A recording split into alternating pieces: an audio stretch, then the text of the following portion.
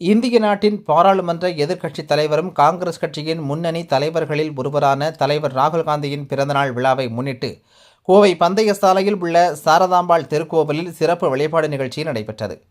இந்திய நாட்டின் பாராளுமன்ற எதிர்க்கட்சித் தலைவரும் காங்கிரஸ் கட்சியின் முன்னணி தலைவர்களில் ஒருவரான தலைவர் ராகுல் காந்தியின் பிறந்தநாள் விழா இன்று அவரது கட்சி நிர்வாகிகளால் நாடு முழுவதும் கொண்டாடப்பட்டு வருகின்றது.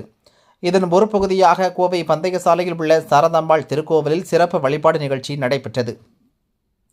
இதில் அம்மனுக்கு சிறப்பு யாக வேள்விகள், யாக பூஜைகள் நடைபெற்றது. ராகுல் காந்தியின் பெருவாழ்வுக்காக காங்கிரஸ் கட்சியினரால் சிறப்பு வழிபாடும் நடத்தப்பட்டது.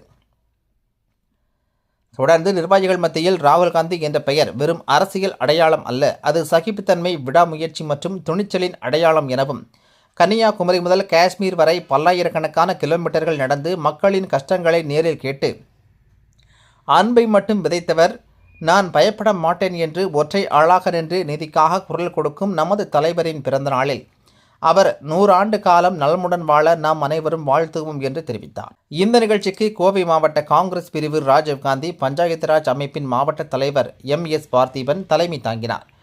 முன்னாள் மூத்த காங்கிரஸ் தலைவர் A கணேசன், மண்டல தலைவர் மோகன்ராஜ் ஆகியோர் முன்னிலை வகித்தனர்.